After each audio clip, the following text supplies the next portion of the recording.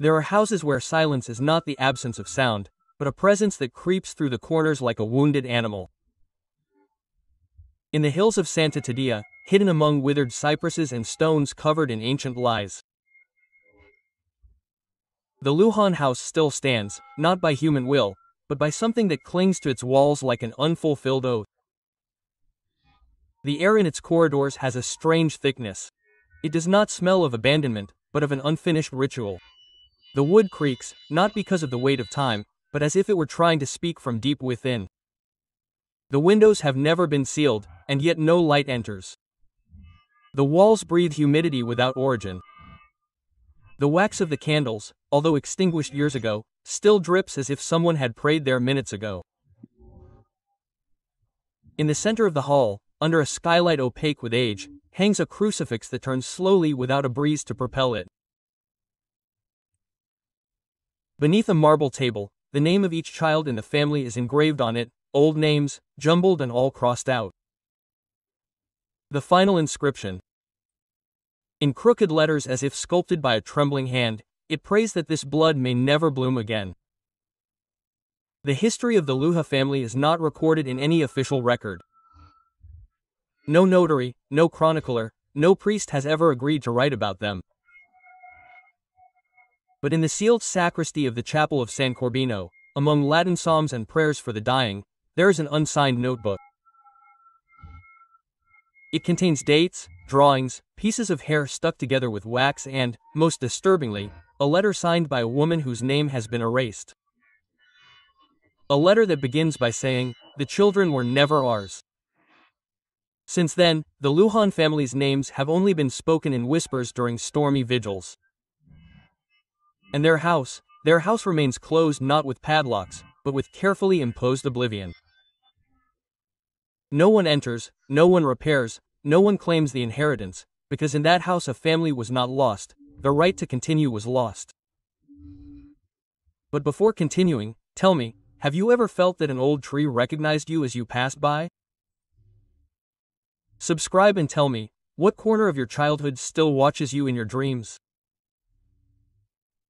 The second step of the central staircase, one more worn than the rest, is called the heir's footprint. Not because someone has inherited something, but because it was the last place where Elias Lujan, the firstborn of the lineage, was seen alive. He was 12 years old when he disappeared into the shadows of the house, just after his father, Don Nivaldo, had a will read in a low voice written in church ink on parchment. Nod. That document was never recorded, but its contents were etched into the cursed memories of those who heard it. It stated that the inheritance was not of goods, land, cattle, or fortune. It was a sacred vigil, an oath sealed in blood before the birth of the first child. Each descendant, upon reaching the age of 12, had to choose to ascend to the attic with a lit candle and spend the night alone, or abandon the family, renouncing their name, never to set foot on blessed ground again. Elias ascended, his candle too, but when the dawn touched the broken stained glass windows, not a trace of his shadow remained. From then on, each of the children of the Lujan family, upon reaching the same age, faced the same silence. None chose to leave. None returned. The people of the town murmured.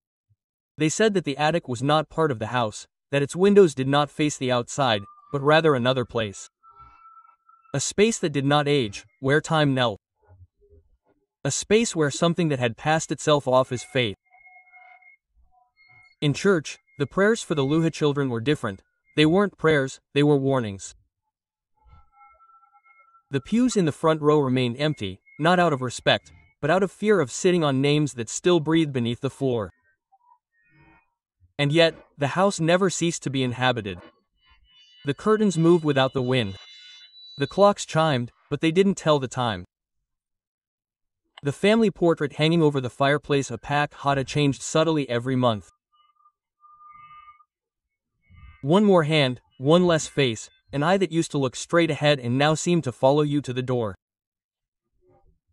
The candles next to the home altar never went out. They burned with a low, dense flame, as if they were burning something that wasn't wax. Each one bore the name of a lost child, and beneath them was a silver bowl with fresh drops that weren't water. Nibaldo aged quickly, but his gaze never remained intact, fixed on something that no one else could see. They said he talked to himself at night, but he didn't pray, he listened, and every time he passed by the portrait he lowered his head as if he were unworthy of seeing himself reflected, as if he knew that there were no more heirs, only names yet to be crossed out. Behind the pot, under a hill of loose soil and yellowing grass, stretched the family garden, but there were no flowers, no fruits, no roots that could withstand the weather, only dry soil that smelled of confinement. The soil in that place seemed to reject everything that was offered to it. The gardeners brought from other towns never managed to get a single seed to germinate. The shovels rusted after 3 days, the watering cans emptied themselves during the night, and when someone insisted too much, at dawn they would find objects in the soil that shouldn't be there. Teeth, rag dolls without eyes, crosses carved with nails. Some claimed that the garden was a mirror of the family, incapable of giving life. Others believed that what was sown did not disappear, it was only accepted, and the earth, like an ancient throat, kept it.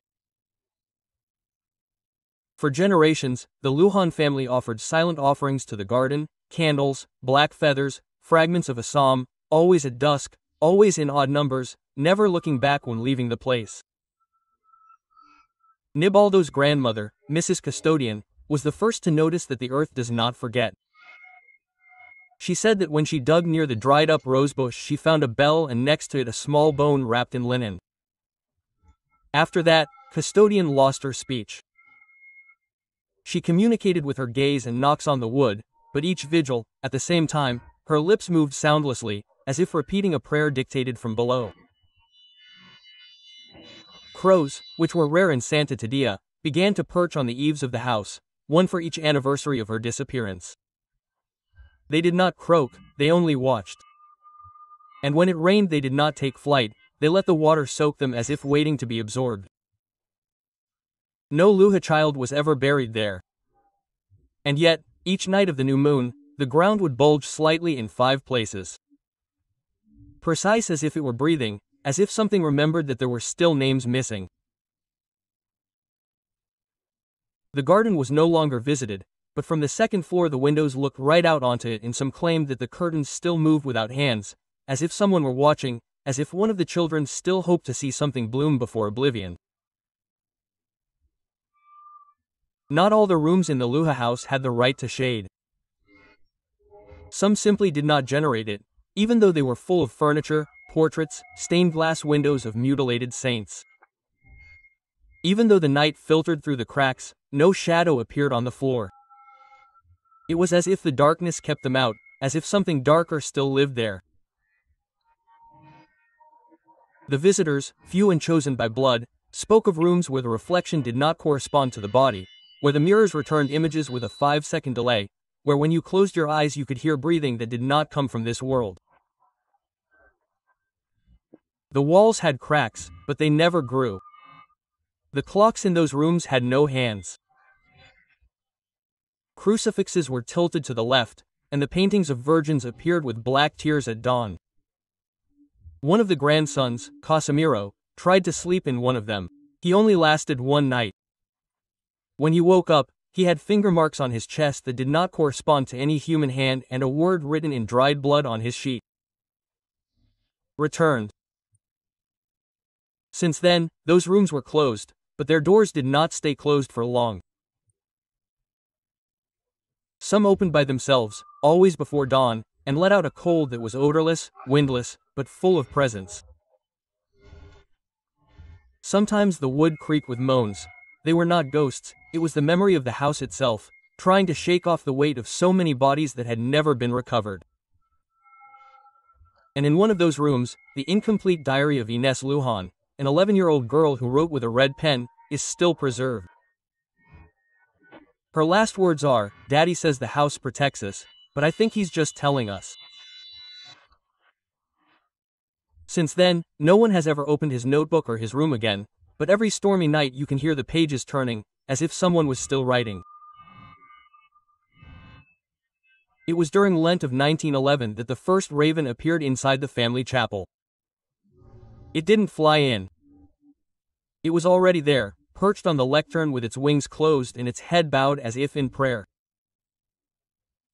No broken windows, no forced doors, just the raven and an open psalm on the altar. Don't release the birds. You won't release them. The bird didn't run away when they tried to take it out. It just raised its head, and in its dark eyes seemed to be the reflection of all the lost children. From that day on, a new raven appeared every year, always on the same date, always looking toward the confessional that was never opened again. Father Joachim, the last priest to serve in the chapel, wrote in his final logbook, "Ravens don't watch, they remember for us." And then it disappeared without a trace. The incense began to smell different. It no longer smelled of myrrh, but of burnt bones. The pews bore nail marks and the candles lit on their own when the bell rang, a bell that no one rang. The stained glass windows, once colorful, began to fade until only that of Saint Sebastian remained, pierced by arrows, but his face no longer bore martyrdom, only a smile. And every time the ravens landed on the altar, the crucifix spun once, exactly once, like a silent funeral bell. Since then, the chapel has been closed, but in the distance, some can still hear the prayer, a prayer without words, without voice, only folded wings, closed eyes and a presence that still awaits absolution. There are books that write themselves and there are names that do not want to remain written. In the main library of the Luja House, built with dark wood brought from abandoned convents, there is a volume without a title or author. Its spine is worn as if it had been held by too many hands or by none. Each page seems to have been torn out and replaced.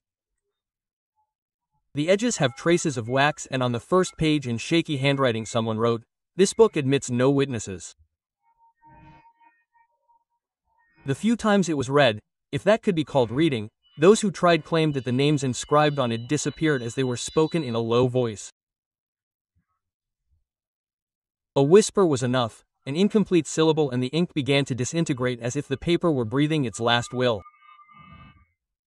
They were all family names, names given and then denied by something greater. A servant named Ramiro read it in secret one night. The next day he forgot how to speak. And not only that, he forgot his name, he forgot his mother's.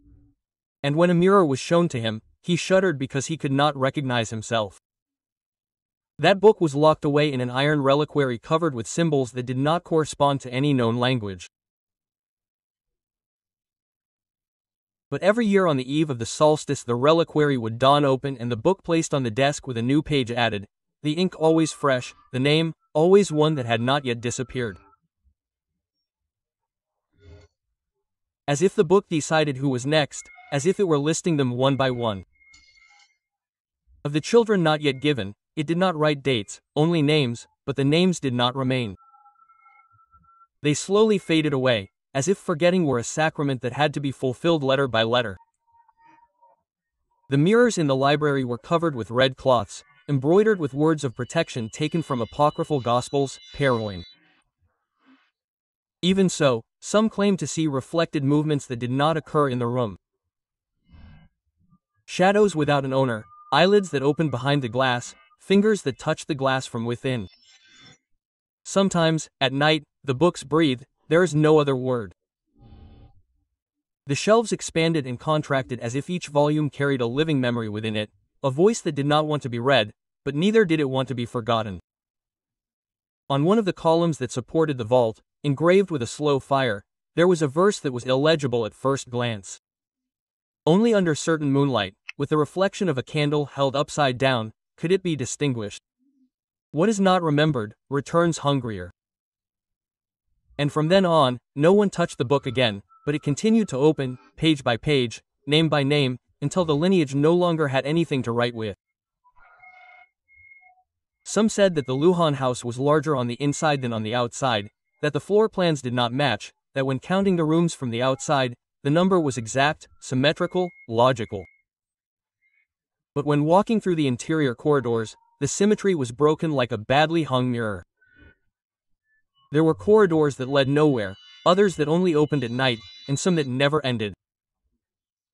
Even if one walked in a straight line for hours, one of the uncles, Benicio Lujan, disappeared into one of those corridors of no return. He was carrying an oil lamp and a prayer under his breath. The lamp was found at dawn, still lit, but all that remained of Benicio was a mark on the wall, an inverted cross carved with a fingernail. Those who dared to walk through these passageways spoke of a progressive sensation. First, absolute silence, then a faint murmur, and finally a heartbeat that came not from the chest, but from the floor. The paintings hanging on the walls of these corridors changed places. The same portraits could appear at both ends of the same corridor at the same time. And if someone stopped to look for more than a minute, they swore that the eyes of the portraits not only followed movement, they blinked. Some doors at the end of these corridors had no handles, others had locks without keys, and on at least one occasion a door was opened and revealed nothing behind it, only liquid darkness, as if one were looking into a bottomless pit. The floor creaked as if something were crawling from beneath, as if the subsoil of the house were inhabited not by roots but by memories with teeth. An inscription was found written in red chalk on one of the walls just before the plaster crumbled without cause. Do not stop. He who stays forgets who he was. The vigils were especially dangerous. During those hours, the corridors seemed to expand. Some guests described walking for more than an hour without ever reaching the central staircase. When they returned, the clocks showed only 5 minutes, but their hair was gray and their names forgotten. The Lujans never spoke of these corridors, they only left marks on the ground with charcoal, safe paths that were not always the same the next day. And even today it is said that if one enters alone and remains silent, one can hear footsteps ahead, but one will never see who is walking. In every old house there are objects that outlive their owners, but in the Lujans' house there were objects that refused to disappear.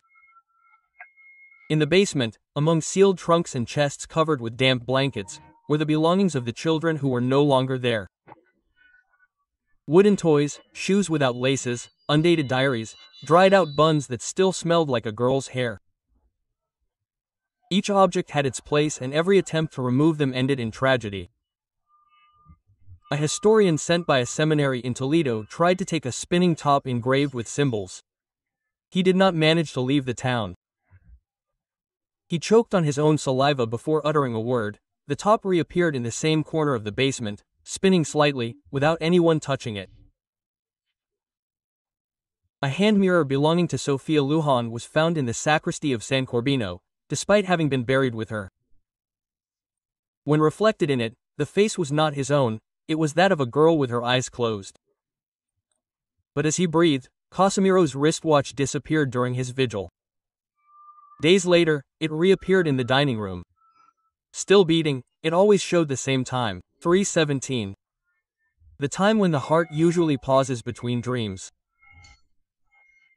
Each object seemed to know where it belonged and could not tolerate being away from the house, as if they were chained not to memory, but to a purpose that had not yet been fulfilled.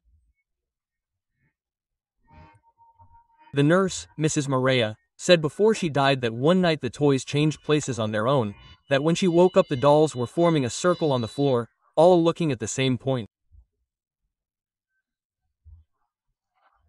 A stain on the wall that had not been there before, a stain that when the aunt touched it. Since then, no object was touched, only covered, only ignored. But they were still there. Some whispered as they passed, others weighed more than they should, and one bled every time it rained. For decades, the Luja family fireplace remained lit, never for warmth, always for something else. Even when there was no firewood, even when the hearth was empty, the embers remained alive. Never with a high flame, always with a dim, almost imperceptible flame, but enough to illuminate what was not meant to be seen. Every year, on the anniversary of Elias's disappearance, the ash spread beyond the hearth, forming symbols, straight lines, perfect circles, and in the center a fragment of bone, always different, never identified. The smoke did not rise, it descended through the chimney, as if the house were exhaling inward. A priest tried to put it out with holy water. The water evaporated before touching the flame, and the next day his cassock was found burned hanging from the crucifix. The family portraits around the fireplace began to fade. The faces lost their features. First the eyes, then the mouth, and finally the entire face. Only the outline of a silhouette remained, seeming to breathe in the empty frame.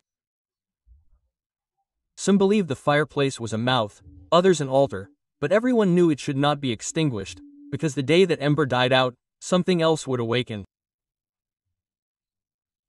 And so it continues to burn, remembering, consuming what no one dares to name. All the clocks in the Lujan house marked different times, they were never synchronized, they never responded to the common time. Some moved forward, others backward, but none were broken. They all beat, they all moved. Although the hands were made of stone, it was said that each clock was linked to the pulse of a missing son, that when one stopped, the name of its owner was forgotten by the family. In the east room there was a pendulum clock that rang only when someone was about to die. The sound was not a chime, it was a long, cold, irrevocable sigh. A curious guest tried to wind it. The pendulum stopped instantly and his reflection in the glass did not imitate it. From then on, no one touched the clocks again. They were only glanced at and silently prayed when they coincided by mistake, because when that happened, the house would shake. In the Lujan house, nothing was where it should have been for long. The furniture would move without anyone touching it. Grandpa's armchair would appear in front of the front door at dawn, covered in ash. Grandma's rocking chair, which no one had dared to sit in since her death, would swing alone in the back room at dawn, even though it had been locked the night before. At first, they blamed each other. They thought that some member of the family, driven by insomnia or delirium, was altering the objects during the night. But soon they understood that it was the house itself that decided the arrangement of its entrails. It was as if it could not stand stillness, as if each object had a secret place assigned to it for each day or each memory. One dawn, the piano from the dining room appeared in the children's room. Not in pieces, not disassembled, whole, pressed against the walls, as if it had always belonged there. The keys marked with fingerprints, a score open on it and on top of the score, a feather wet with blood. Still dripping, another day, a porcelain display case disappeared completely. It was only found 3 months later inside the bathroom, completely dry on the inside, but covered in fungus on the outside. And inside, the same pieces, only rearranged in an exact formation that reproduced Nibaldo's face as a child, a face that no one had photographed, but that everyone recognized. The family stopped trying to maintain order. It no longer mattered where things were placed. The house decided. The house rearranged, the house spoke not with words, but with movements. In the long corridor there was a 3-legged chair that always pointed in the same direction, the altar. And when it was turned, it returned to its position before dawn. A child who tried to sit on it, mocking the family stories. He was thrown away the next day, voiceless, just writing a phrase over and over on the wall. He didn't want me. The covered mirrors appeared uncovered. The beds changed orientation. The tables were set for 5. They woke up set for 6. No one understood the pattern, but everyone knew there was one, a dark intelligence, a rite without an altar, but with memory. And in the end the Lujans learned not to touch anything else. They only watched, they only obeyed, because in that house the will was no longer human. Among the closed rooms of the house there was one that had no lock, no handle, no visible hinges, only a frame perfectly fitted into the north wall, a door that no one remembered having built, one that did not appear on the plans, one that should not have been there. Its surface was a matte black, like dull coal. It did not reflect light, did not cast a shadow, did not vibrate with footsteps or the wind. The first time its existence was noticed was after Inés's burial. One of the servants sensed a change in the air, a greater density, as if he had swallowed a handful of murky water. And there stood the door, simple, imposing, silent. They tried to open it, push it, knock on it, bless it, but nothing worked. Only silence returned. A silence so thick that it forced them to retreat. One night, during a vigil, the door was found open. Barely a crack, but it was enough to change everything. The crucifix in the hallway appeared melted. The clock in the hallway stopped, and from within the crack emanated a smell of damp wood and something else. Melted Sarah and mouthless prayer. A single whisper was heard that night, though none of those present spoke. Not yet. Since then, every anniversary someone would leave a candle lit in front of the door. It did not go out, it did not drip, it simply burned down and disappeared. And each time that happened, something else in the house changed. A mirror would crack without touching it. A portrait would blur. A piece of furniture would turn toward the wall as if avoiding looking. The Luhans learned not to mention it. They would only walk around it. They would only pray without looking at it. Because they knew that that door did not lead to a room, it led to a promise that should never have been made. And every time the night wind blew from there, the house would breathe differently. The Luhan family altar began as a small shelf in the main room. There, with simple candles and a light-colored wooden crucifix, prayers had been said every night since ancient times. But with each lost child, with each unanswered prayer, the altar changed, grew, expanded as if responding to a need not of faith, but of debt. The candles began to multiply, from 2 to 7, from 7 to 12, all lit, all with flames the same size, all burning to the rhythm of an invisible breath. The crucifix was replaced by a darker one and then by one without a figure. Just the wood. And finally, an inverted one carved from volcanic stone that dripped on rainy days. The tablecloth covering the altar table turned crimson. It was not changed. The cloth itself was transformed. It became covered in stains, first ash, then rust, then something thicker. Beneath the altar, someone placed a small silver bowl filled with holy water. But after weeks, the water turned black, and still no one removed it. The altar began to have a voice, not with words, but with presence. The walls around it sweated, the paintings tilted, the lamps flickered. Still no power. A young priest, oblivious to the story, tried to bless it. Within minutes, he bled from his nose, eyes, and mouth. He uttered only one sentence before falling unconscious. "There is no saint here anymore." And from then on, the altar was left alone. But every night, someone left something new on it. A baby tooth, an ash cross, a lock of hair, as if the altar no longer demanded faith, but payment. In the central gallery of the Luha house hung a large portrait, an old painting, unsigned, undated. It showed a woman sitting in a black dress with her hands folded in her lap. But what was disturbing was not her gesture or her posture, it was her face. She had no eyes, the canvas showed empty holes, they did not bleed, they did not cry, they were simply empty, and yet they conveyed a vigilance that made the blood run cold. No one knew who she was, there was no family record of this woman. But each generation said the same thing, that the woman in the portrait reminded them of someone they dreamed of, someone who called from the corner of the bed, someone who said, "Don't close your eyes." The painting, although fixed to the wall, sometimes seemed to move subtly. A thinner hand, a new fold in her dress, a darker background, and some claimed that on certain moons her eyes would return for an instant, dense blue eyes, like tarnished stained glass, but only for seconds afterwards, the emptiness would return.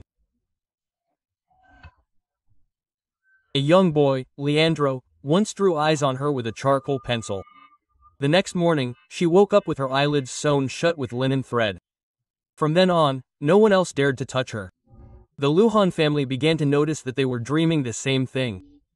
A roofless chapel, an incomplete prayer, a figure wrapped in bandages standing in the background, staring facelessly.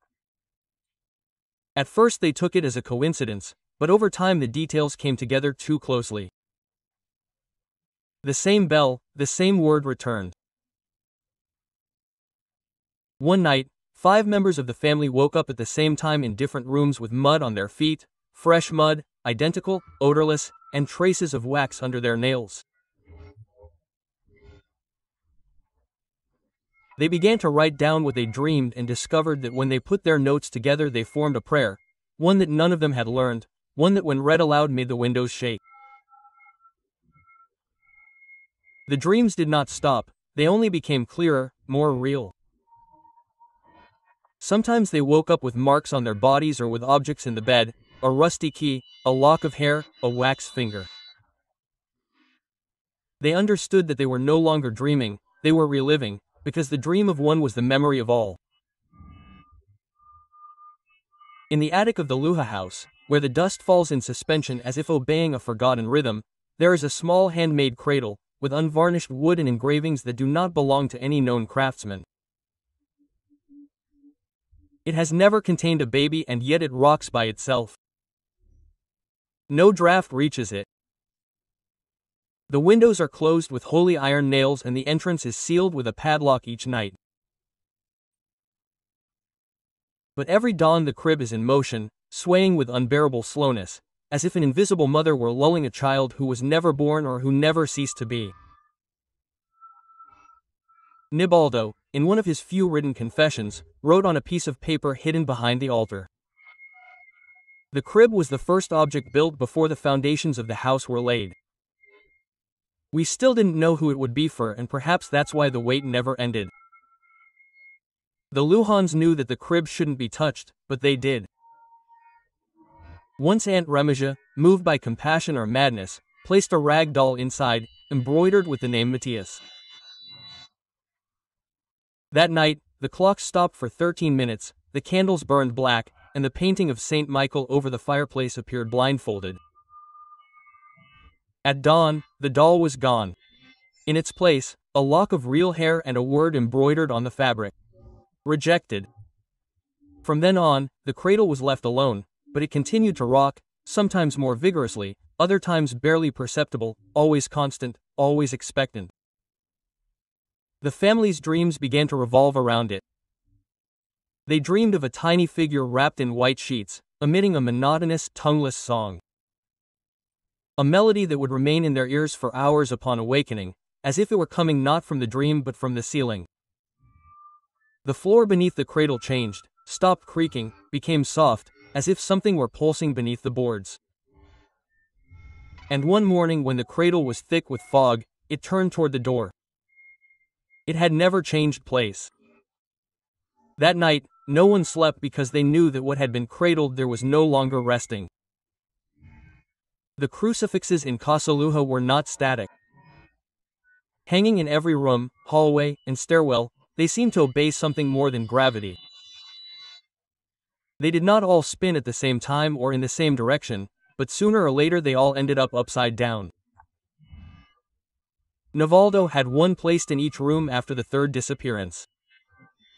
He did it in secret in an attempt to stop the invisible spiral that was devouring his lineage. But nothing changed and the crucifixes began to behave like barometers of sin. They turned slowly, first with Christ's head tilted to the left, then the nails and finally the entire piece of wood inverted as if judgment were coming from below. Every time a crucifix appeared crooked, something disappeared. A portrait, a shadow, a name in a deed. One night in the guest room, a crucifix fell without breaking. It landed upright inverted on the mattress, and the next day the guest left without remembering who had invited him or his name. In the prayer room, one of them began to sweat, thick, salty drops running down the torso of Christ as if he were remembering his own torment. The wooden frame rotted overnight, but the figure of Christ remained intact, with his eyes open.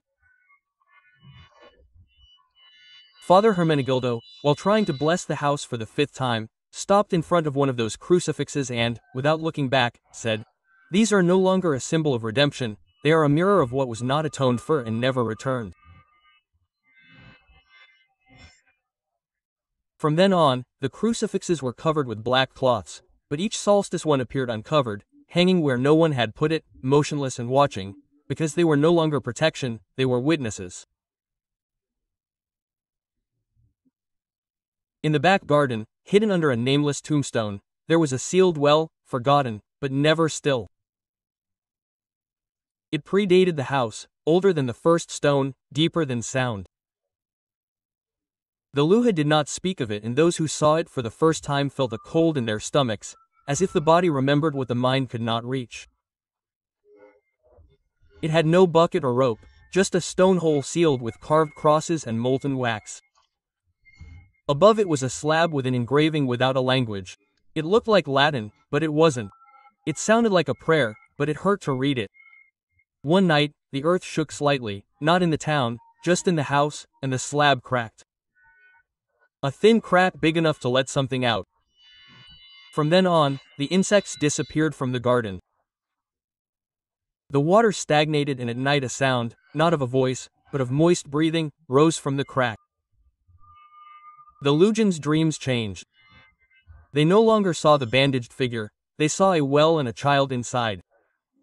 He didn't cry, he didn't ask for help, he just looked up from below without pupils.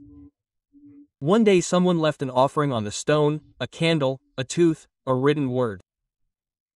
The next morning, the crack was sealed and the crucifix in the kitchen had been turned completely upside down. The well didn't ask for sacrifices, only memories. And every time someone forgot, the crack would return. In the house's chapel, the stained glass windows had been brought from France. Or at least that's what a note hidden in the missal said. No one remembered who commissioned them. No one knew why they only depicted saints with their eyes closed.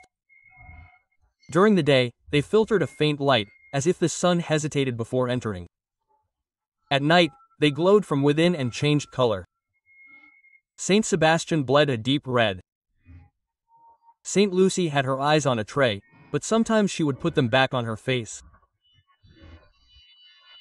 And in the last stained glass window, where there had never been a figure, a face began to take shape, first vague, then clear, and finally one that everyone recognized, but no one wanted to name.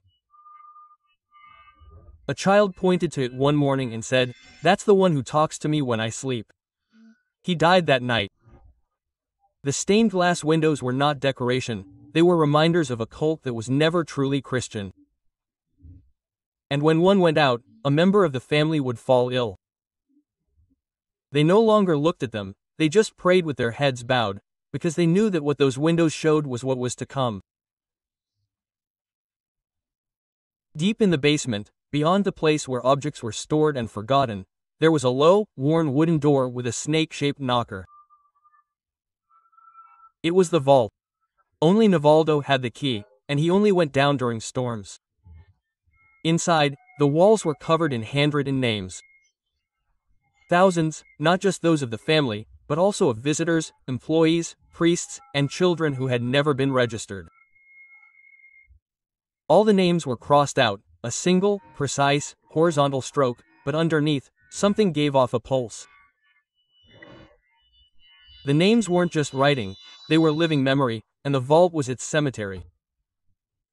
No one knows what happens when a name is crossed out.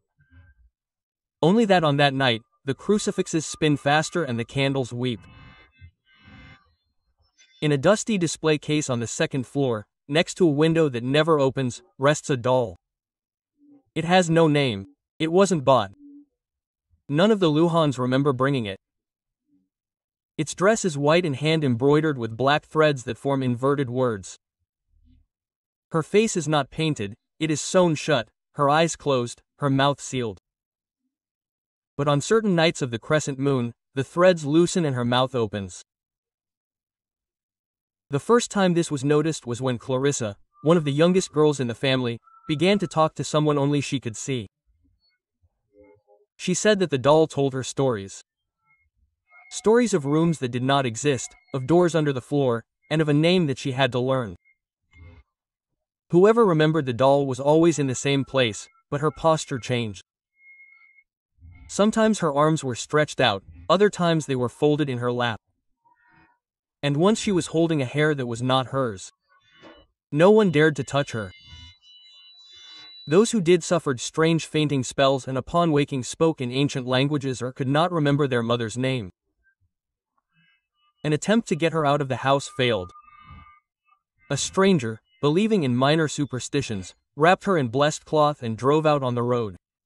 He did not get far. His car exploded for no apparent reason. They found only the empty cloth. That night the doll was back in the display case with its clean dress and a drop of blood on its forehead. Since then, no one has tried to move it again, but they began to write words of containment around its urn, forgotten prayers, strange symbols that no one knew how to decipher, but that the Luhans seemed to understand instinctively. Once a year, always on the same day, the anniversary of Little Eden's disappearance. Someone finds it looking toward the door and the temperature of the entire apartment drops 5 grams. Because the doll was not made to play with, it was made to remember, and every strand of thread on its body carries the guilt of an unspoken name.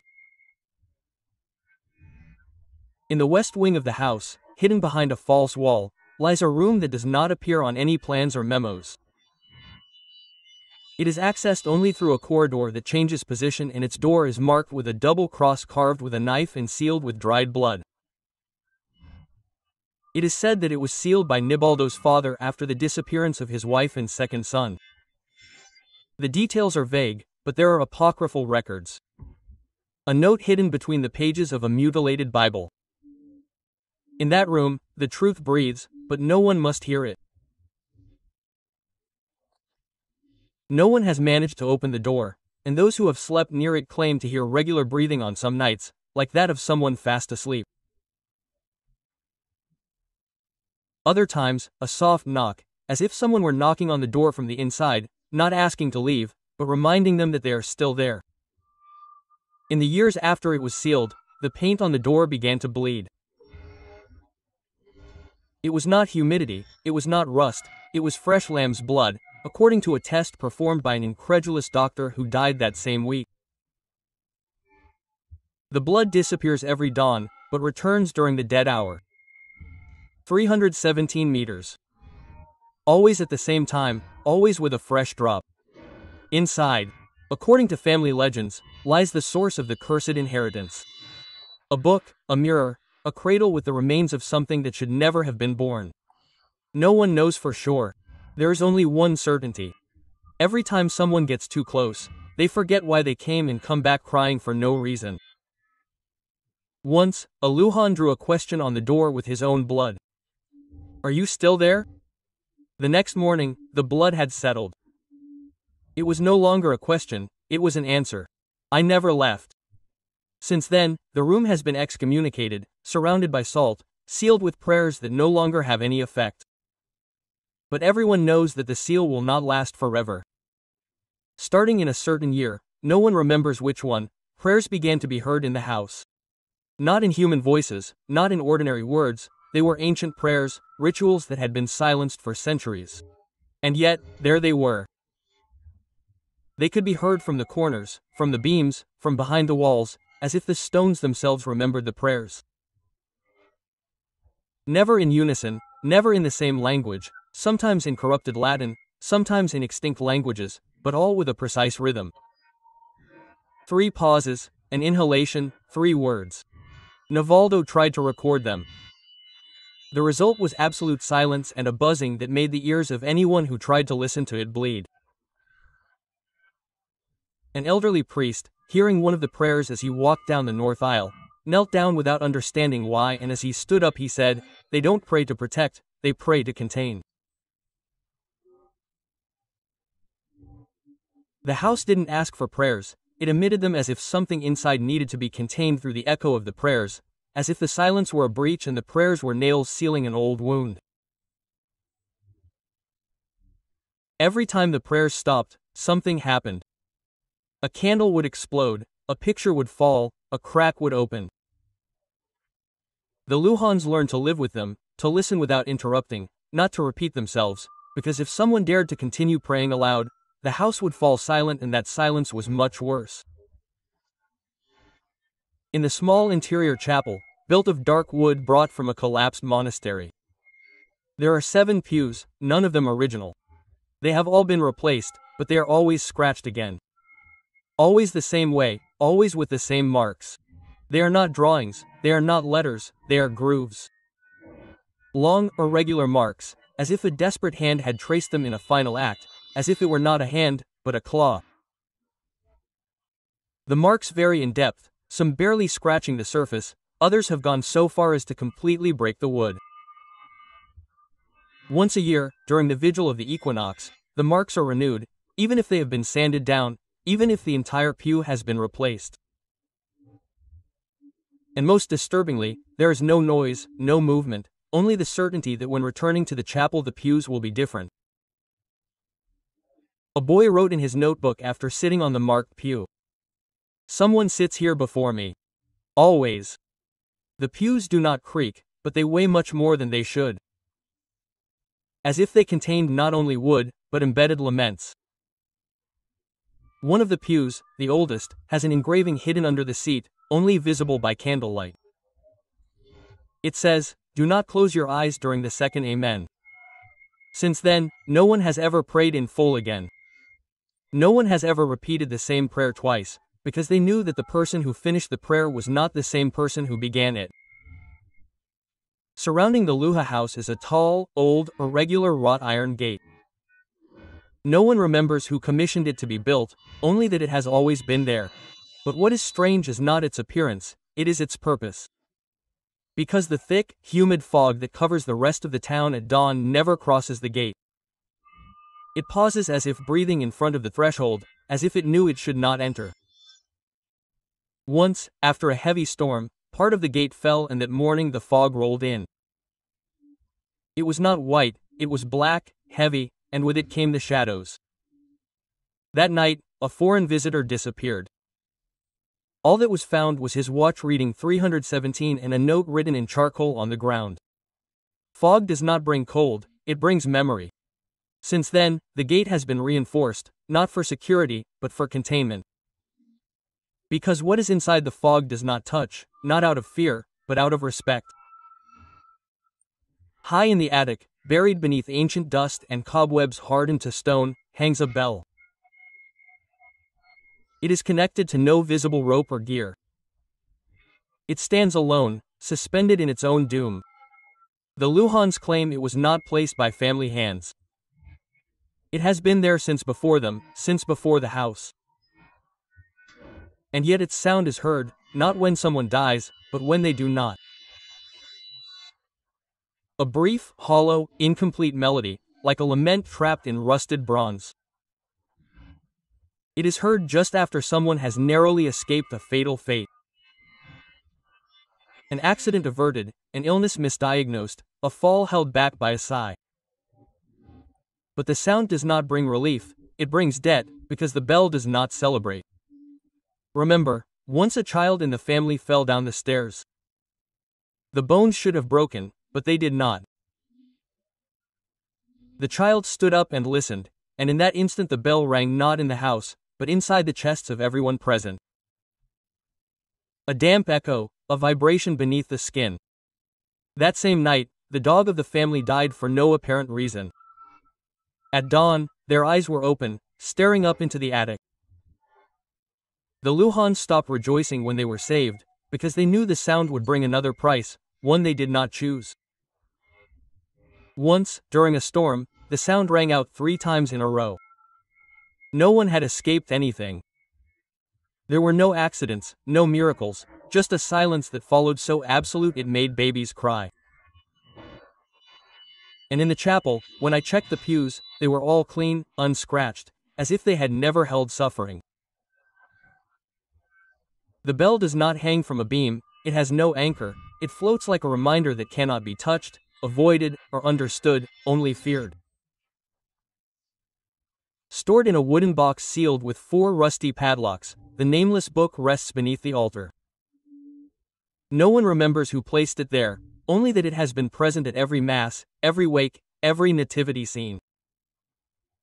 It is bound in dark, almost black leather, with jagged edges, as if it had been sewn together in haste or fear. It has no title, no author, but it has weight. One that is not measured in grams, but in memories. Every time someone tries to open it during the day, the pages refuse as if sealed by the light itself, as if the sun offends what is inside. But when night falls, the book comes loose, not completely, just enough to allow glimpses, fragments of names, impossible dates, places that do not exist on maps, and sentences written backwards in ink that moves like blood to the touch. One night, a foreign priest managed to read 3 lines. Then he tore out his own eyes. The book is not cursed, it is the curse. Inside it are no stories, only instructions. And each word read is engraved in the person who speaks it, not in the mind, but in the blood. An old woman in the family said shortly before she died that inside the book is the true name of the house. A name that if spoken aloud opens doors that should not be opened, and that once a year, on the darkest night, the book opens by itself and a page disappears. Each time that happens, someone disappears too. And the house doesn't remember it, because the book writes oblivion. In certain hallways, at certain times, the shadow appears. It's not projected by anyone, it doesn't follow anyone, it walks by itself, it has no fixed shape, sometimes it's elongated, other times barely a stain, but it always moves and never repeats its path. It was first seen by the gardener many years ago. He thought it was a reflection, but when he stopped, the shadow continued. Since then, all the members of the family have felt it. Not seeing it, feeling it. A pressure on the back, a cold that doesn't come from the weather, a whisper without sound. When the shadow crosses under a closed door, objects are altered, candles go out, crosses lean and mirrors refuse to reflect. On one occasion, a visitor tried to follow it. He put flour on the floor, lit candles, waited, and succeeded. The shadow appeared, crossed the hallway, and left footprints, but they weren't human footprints or animal footprints. They were old letters, and by dawn they had disappeared, except for one. Cough. No one knew what it meant, but since then that word has been repeated in night prayers without anyone pronouncing it. The shadow seeks no one, it only passes through, only observes, only remembers, and those who see it twice forget their reflection. In the Luhan's private mausoleum, under a crypt hidden behind a false wall, there is a sealed coffin. It has no name, no date, only a carved symbol, a coiled snake devouring its own tail. Inside, they say, is the body of the one who began the legacy. Not an ancestor, not a founder, but something older. It was found in 1883, buried under the chapel's original altar. When it was opened, the body was neither rotten nor preserved, it was alive.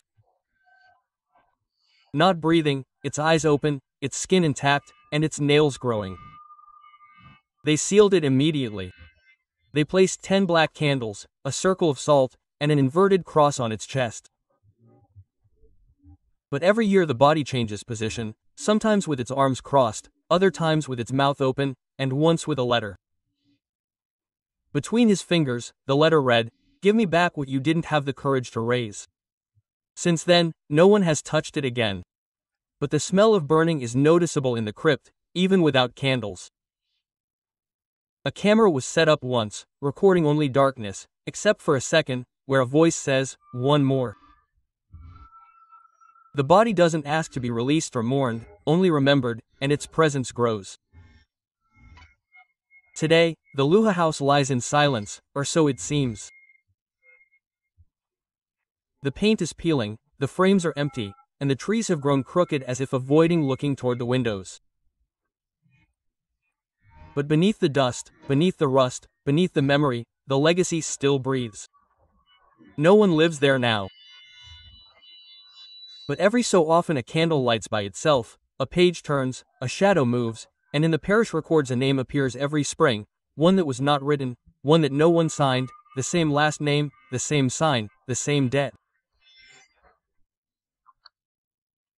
Inheritance is not in gold or blood, it is in the memory that persists, because as long as there is someone who remembers, the house does not sleep, the altar does not forget, and the body still waits.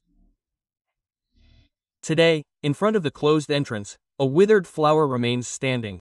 No one planted it, no one waters it, but it never falls, because something still sustains it. And when night falls, the air smells again of wax, of prayer, of unconfessed guilt. The story does not end, it only remains silent, waiting for another heir.